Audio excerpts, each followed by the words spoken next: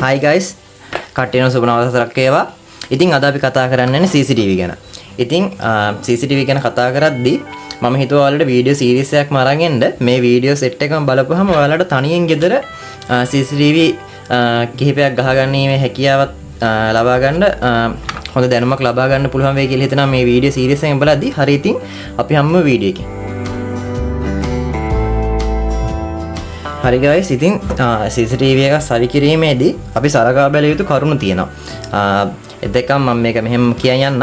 ඒ කියන්නේ දැන් අපි CCTV හයි කරනවා කිව්වට මේකේ බලන්න ඕන කරුණු තියෙනවා. ඒ කියන්නේ අපිට ඕන කරන විදිහට ඒ කියන්නේ මේක සම්බන්ධ කරගැනීමේදී DVR එකක් තෝරාගද්දී මොන වගේ DVR එකක්ද තෝරගන්නවා. ඊට පස්සේ කැමරාවක් තෝරගද්දී කැමරා එක මොන වගේ ඒ කියන්නේ ස්ථාන වලට අදාළව ගන්නකොට ඒ කැමරාව අපි එතනට දාන්න ඕන විදිහ කිහිපයක් තියෙනවා. ඉතින් මේ පිළිබඳව තමයි මම මේ වීඩියෝ සීරීස් වල කතා කරන්නේ. ඉතින් අද අපි කතා කරන්නේ කැමරා සිස්ටම් එකක අදාළ වෙන පාර්ට් ටික. එතකොට සාමාන්‍යයෙන් අපි ගද්දී මම මේ පැත්තේ කොනෙන් දාන් යන්නම් මම කියන් යන ටික සාමාන්‍යයෙන් මූලික වශයෙන් අපිට කැමරා ඕන වෙනවා, DVR එකක් ඕන වෙනවා. DVR එකේ අපි දැන් කැමරා වලින් රෙකෝඩ් වෙන දේවල් ගබඩා කිරීමේට ඒ කියන්නේ data ගබඩා කරගන්න මෙන්න මේ වගේ hard drive එකක් ඕන වෙනවා.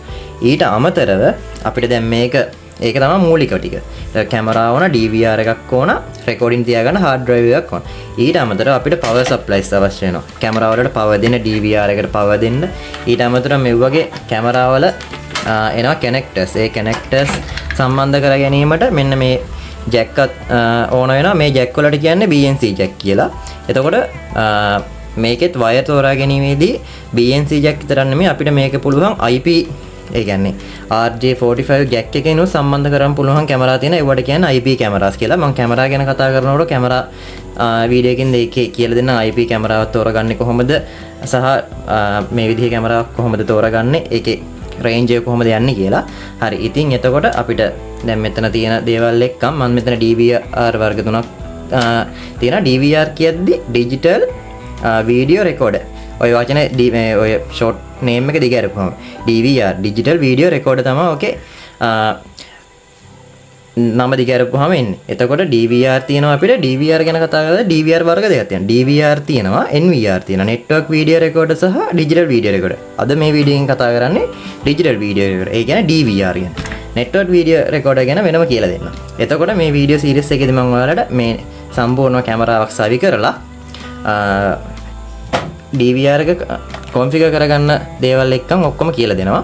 එතකොට මම අද ඔයාලට කියලා දෙන්න යන්නේ Electrician වලින් තමයි මේ සම්පූර්ණ වීඩියෝ එක කරන් යන්නේ. ඒ වගේ මේ Chinese brand කිහිපයක DVR set එක. සාමාන්‍යයෙන් DVR එකක් ගත්තාම මේක ගොඩක් ඔයාලට බලද්දි මේකේ පේනවා එතන ගොඩක් ports පේනවා. එතකොට මම මේක විස්තර කරන් යන්නම්. මේකේ තියෙන port මොනවද කියලා. මුලින්ම මම මෙතන එක DVR එකක් ගන්නම්. මම ගන්න Electrician එකේ DVR එක. ඔයාලා බලන්න මේකේ තියෙන හැම දෙයක්ම සමානයි. එතකොට ඒ කියන්නේ මම මුලින් මෙතනින් කියන් යන්නම් මේකේ මේක තමයි power. ඒ කියන්නේ මේ DVR එකට power ගන්න මෙතනින් 12 volt DC input එකක් දෙන්න තියෙනවා. ඊට පස්සේ මෙතන තියෙන network port එක, ඊට පස්සේ USB port දෙකක් තියෙනවා. මේ තියෙන audio in එක. ඒ කියන්නේ අපිට මේකට mic සම්බන්ධ කරන්න පුළුවන්. ඊට අමතරව මේ තියෙන video out එක HDMI සහ VGA. මේ තියෙන camera set එකට. මේ තියෙන camera වල ඉන්පුට් ලබා දෙන්න තමයි මේ තියෙන්නේ. එතකොට මේ BNC jack සම්බන්ධ වෙන්නේ මෙතන. මම කලින් ඔයාලට පෙන්නුවේ BNC jack. මේ BNC jack සම්බන්ධ වෙන්නේ මෙතනට. හරි. එතකොට මේකෙත් ඒ විදිහටම තියෙනවා. මේ හැම DVR එකක් ඒ විදිහටම තියෙනවා. ඊට අමතරව මෙන්න මේක ඔයාලට බලා ගන්න පුළුවන් තව කොළ පාට පෝට් එකක් RS485 කියලා. ඒක ගැන මම ඉස්සරහදී කියලා දෙන්නම්. එතකොට මේකේ වෙනසක් නැතුව මේ විදිහට තියෙනවා. මෙන්න මේ DVR එකේ පොඩි වෙනසක් තියෙනවා. වැඩිපුර වීඩියෝ ඉන් වලට අමතරව මෙතන V out කියලා තියෙනවා. එතකොට මේක ඇනලොග් විදිහටත් වීඩියෝ ටික අවුට් කරගන්න පුළුවන් හැකියාවක් තියෙනවා. ඒ කියන්නේ මේ VGA එකයි HDMI වලට අමතරව මේකේ තියෙනවා. හරි. එතකොට මේ Chinese DVR දෙකක් තමයි උඩ තියෙන්නේ.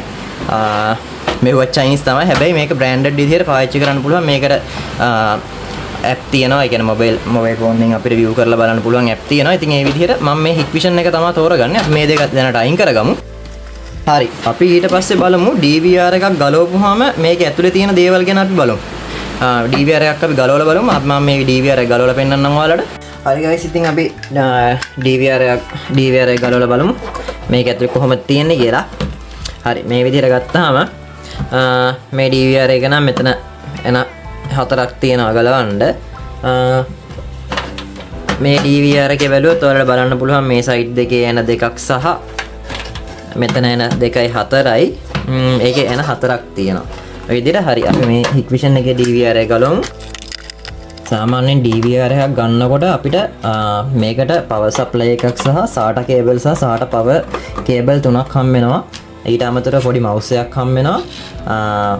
ඔය ටික තියෙනවා. මට brand new පෙන්වන්න විදිහක් නැහැ. ඇත්තටම මේ මොනවාද මම මේ use කරපු අපේ ගෙදර තියෙන DVR එක තමයි ඔයාලට මේ වීඩියෝ එක හදන්න මම ගැලෙව්වේ.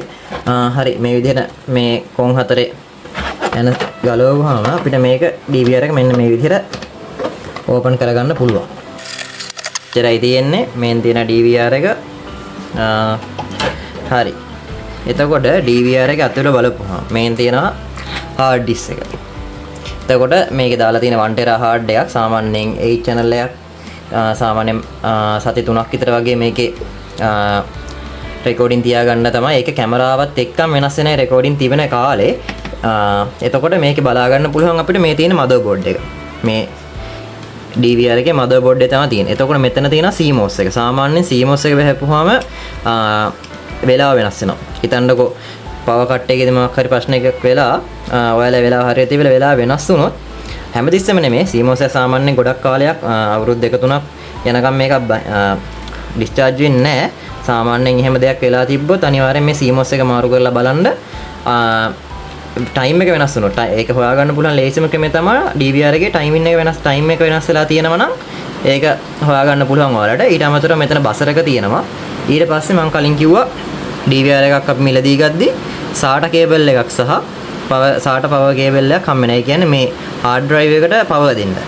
ඔන්න ඔය ටික තමයි එතකොට මේකේ තියෙන්නේ. ඉතින් මේ hard drive එක සම්බන්ධ කරගන්න එන set එකක් තියෙනවා මේකෙම වෙනම. සාමාන්‍ය අපි මේකේ ඕනම hard drive එක පිටිපස්ස සහ මේ side එකේ මේක හරියන්න මේ එනතව තියලා තියෙන්නේ. එතකොට අපි මුලින්ම hard drive එක අරගෙන මේ විදිහට SATA power දීලා SATA cable එක මේකට සම්බන්ධ කරගත්තට පස්සේ මේකේ hardware පැත්තේ වැඩ ටික ඉවර වෙනවා. ඒ කියන්නේ මේක සම්බන්ධ කරගෙන ඉවරයි. hard drive එක දාලා තියෙනවා. එතකොට මේ cable ටික හරියට සම්බන්ධ කරන් තියෙනවා නම් මේක අපිට අහපව cover එක වහන්න පුළුවන්. හරි. දැන් මම මෙතන hard එක සම්බන්ධ කරන් තියෙන නිසා මම ආයේ මේකේ cover එක වහලා ඉවරලා අයින් කරනවා මේක. මේ විදිහට DVR එක සම්බන්ධ කරන් තියෙනවා. හරි ඊට පස්සේ DVR එකට හම්බ වෙනවා මෙන්න මේ වගේ power supply එකක් 12 volt 2 ampere මේ වගේ power supply එකක් හම්බ වෙනවා. ඒක එන්නේ DVR එක power දෙන්න මෙතනට. මෙන්න මේ විදිහට. හරි ඉතින් මේ වීඩියෝ එකෙන් මට ඔයාලට පෙන්වන්න උවමනාව තියෙන්නේ මෙතන තියෙන cable connection ටික සහ මේ වගේ මේ කැමරා වල තියෙන දේවල් ටික. හරි එතකොට මේ තියෙන සාමාන්‍ය normal කැමරා මේකට damage වෙලා මේ පරණ කැමරාව මම ඔයාලට පෙන්වන්න ඕන නිසා මේක ගත්තේ. එතකොට මේක එනවා මේ විදිහට රතු පාටින් මේකට 12 volt power in එක. ඊට පස්සේ මේ තියෙන video out එක BNC jack එකට සම්බන්ධ වෙන එක. එතකොට මේක 1 megapixel HD කැමරාවක්. ඊට පස්සේ මෙයාගේ මෙතන label එක තියෙනවා. brand name එක උඩින් සඳහන් කරලා තියෙනවා. මෙතන PAL කියලා තියෙනවා. ඉතින් මේකේ video communication කරන විදි ගොඩක් තියෙනවා. එතකොට HD CVI විදිහටත් TVI විදිහටත් HD analog ඔය විදිහට වර්ග කිහිපයකින් එනවා කැමරා. ඊට පස්සේ මෙතන තියෙන HD digital camera 1 megapixel කියලා තියෙන. එතකොට මෙයාගේ pixel 1 megapixel තියෙන්නේ. එතකොට මේ model number එක තියෙන්නේ මේ අදාළ කම්පැනිට අදාළ model number එක. එතකොට මෙතන lens එක තියෙනවා 3.6 mm කියලා. සාමාන්‍යයෙන්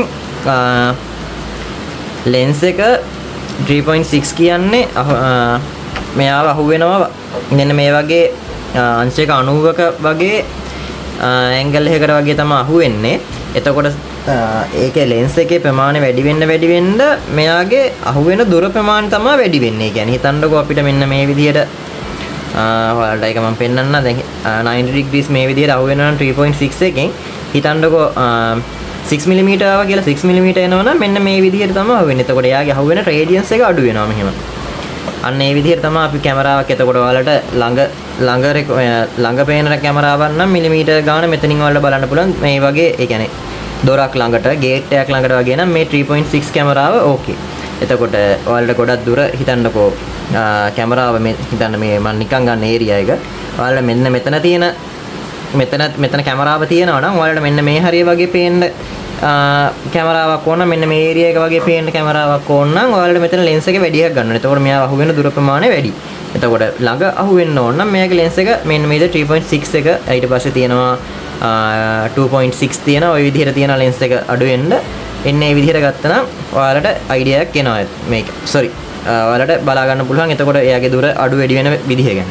හරි. එතකොට දැන් මේ වීඩියෝ එකෙන් මම ඔයාලට අද කතා කරේ සම්පූර්ණ CCTV සිස්ටම් එකක normal ගෙදරක හයි කරන CCTV සිස්ටම් එකක අදාළ වෙන උපාංග ටික තමයි. ඒතකොට මොනවද මම ආයෙ මතක් කරගන්නම්. අපිට DVR එකක් ඕන, hard drive එකක් ඕන, ඒ රෙකෝඩ් වෙන data අරන් තියාගන්න, කැමරා ප්‍රමාණය ඒක අපිට අත්‍යවශ්‍ය විදිහට කැමරා මැනේජ් කරගන්න ඕන.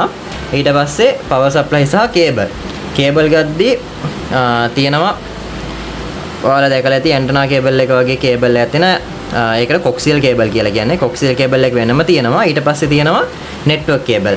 නෙට්වර්ක් කේබල් සාමාන්‍යයෙන් පාවිච්චි කරනවා නම් cat 6 වලට යන්න cat 5e වගේ දාන්න එපා. ටික දවසකින් ප්‍රශ්න ඇති වෙනවා. ඒක නිසා cat 6 වලට යනවා නම් හොඳයි කියලා මම රෙකමන්ඩ් කරනවා. ඊට අමතරව ඔයාලට තව මතක් කරන්න තියෙන්නේ කැමරා සිස්ටම් එකක් ඉන්ස්ටෝල් කරද්දී හිතන්නකෝ දැන් අපි කැමරා සිස්ටම් එක ඉන්ස්ටෝල් කරලා තියෙනවා. පවර් තියෙන වෙලාවට මේක වැඩ කරනවා. පවර් නැති වෙලාවට කැමරා සිස්ටම් එක ඕෆ් වෙලා යනවනේ. ඒකට අපිට බැටරි බෑකප් එකක් ඕන. ඒකට අපි පාවිච්චි කරන්න ඕන UPS එකක්. එතකොට UPS එක සාමාන්‍යයෙන් තෝරාගනිද්දී ඔයාලා තියෙන කැමරා ගාන අනුව ඒක තෝරගන්න ඕන. ඔයාලට වොට් 651කට යනවද වොට් 1200කට වගේ යනවද කියලා වෙලා ඔයාලා තීරණය කරන්න ඕන. සාමාන්‍ය කැමරා 16ක් වගේ යනවා නම් වොට් 1200 ප්‍රමාණවත් වෙනවා. සාමාන්‍යයෙන් කැමරා 8කට කැමරා 4කට වගේ සාමාන්‍යයෙන් වොට් 650 ඇති. ඒ වුණාට ඒකේ ඔයාලා බලන්න ඕන අනිවාර්යෙන් ඒකට යන ඇම්පියර් ප්‍රමාණය සහ ඔයාලට තියාගන්න ඕන වෙලාව. ඒ කියන්නේ හිතන්න කැමරා 4කට වොට් 200ක් දානවා මම නිකන් normal කියන්නේ පැයක් අපිට බැටරි බෑකප් එකක් තියාගන්න පුළුවන්. අන්න ඒ වගේ. එතකොට ඔයාලට වැඩි කාලයක් ඕන නම් වැඩි වොට් ප්‍රමාණයක UPS එකකට යන්න වෙනවා. එතකොට ඔයාලට තියෙනවා මෙතන අපිට කැමරා තෝරාගනිද්දි කැමරාවල DVR තෝරාගනිද්දි අපිට මේ කැමරා එකට දෙකට ගන්න බෑ. මේකේ සාමාන්‍යයෙන් එන්නේ කැමරා 4 8 16 32. ඔන්න ඒ විදිහට තමයි DVR එන්නේ. ඊනම් DVR එන්නේ. එතකොට NVR උත් ඒ විදිහටම තමයි. NVR එක මම ඔයාලට පෙන්නන්නම් මේ අනිත් සීරීස් එකේ. NVR වලට වෙනම සීරීස් එකක් ගේන්නම්. මේ අපි ඩිජිටල් DVR ගැන සම්පූර්ණව කරලා ඉමු. හරි. එතකොට මේ වීඩියෝ එක මම මෙතනින් නවත්තනවා. අපි ඊළඟ වීඩියෝ එකෙන් හම්බෙමු. මම හිතනවා ඔයාලට CCTV එකක් ගහන්න කලින් ගන්න ඕන කරන උපකරණ ගැන අයිඩියා එකක් එන්න ඇති කියලා. හරි ඉතින් අනිත් වීඩියෝ එකෙන් හම්බෙමු. Thank you.